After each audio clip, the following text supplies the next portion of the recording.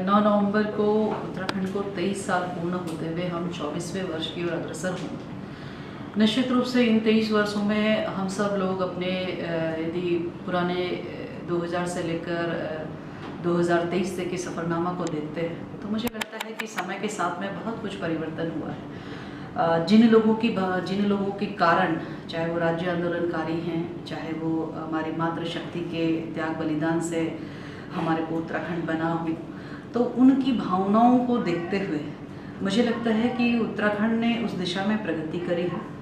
ये कह सकते हैं कि अभी सभी कुछ तो अचीव नहीं हुआ है, लेकिन बहुत कुछ हम लोगों ने उस दिशा में अचीव किया है। सभी की भावना निश्चित रूप से रही होगी कि उत्तराखंड सर्वांगीण विकास करे, संपूर्ण विकास करे, एक एक व्यक्ति का विकास हो सके। पहाड़ों की धारणा के साथ में हमारा उत्तराखंड बना तो पहाड़ों का विकास हो सके। तो मुझे लगता है कि विकास के रूप में चाहे वो सड़क मार्ग देख लीजिए, चाहे वो स्वास्थ्य का दृष्टिकोण देख लीजिए, शिक्षा का क्षेत्र देख लीजिए, और ये बेसिक ज़रूरतें किसी मनुष्य की होती हैं। मुझे लगता है कि उन अवधारणाओं में हम लोगों ने उन चुनौतियों को बहुत हद तक हम लोगों ने उसको पूर्ण किया है, और अभी बहुत कुछ किया जाना है।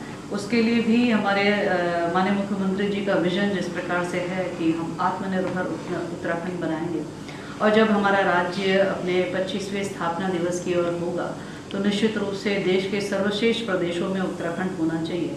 प्रधानमंत्री मोदी जी ने कहा है कि यह दशक उत्तराखंड का दशक होगा, तो मुझे लगता है कि जब 25वें वर्ष की ओर जब हम अग्रसर होंगे तो लैंगिक असमानता का जो एक हमारे यहाँ पर किसी न किसी रूप में बेटी बचाओ बेटी पढ़ाओ अभियान से पहले हम सब लोग देखते थे, वह असमानता भी आज धीरे धीरे वो आंकड़ों में कमी आई है, और 1000 बालकों के ऊपर ये 23 वर्ष के सफ़रनामे में हम लगभग 960 बालिकाओं का तक हम लेकर आ पाए हैं। तो ये कि हमारा उत्तराखंड देवभूमि के साथ में देवियों की भूमि बने, यहाँ की महिलाएं सक्षम हों, यहाँ के युवा सक्षम हों, यहाँ के युवा रोजगार परक बन सके, यहाँ के युवा स्वरोजगार को अपना सके, खेल के क्षेत्र में हमारे युवा अग्रसर हो सके, नशा मुक्त हमारा प्रदेश रह सके।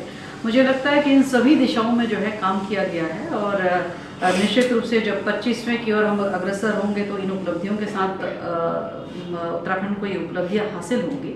और इस 24वें वर्ष में मैं मानती हूँ कि उत्तराखंड ने बहुत कुछ राज्य आंदोलनकारियों की भावनाओं के अनुरूप और महिलाओं की भावनाओं के अनुरूप हमने प्राप्त किया है। अमर उजाला अब आपके टीवी पर भी। अपने स्मार्ट टीवी पर YouTube पर सर्च करें अमर उजाला, चैनल सब्सक्राइब करें और देखें ताज़ा खबरें, वो भी HD क्वालिटी में। और हाँ, बेल आइकन दबाना ना भूलें ताकि हर खबर हो आपके घर। अमर उजाला, निष्पक्ष, निर्भीक, निरंतर।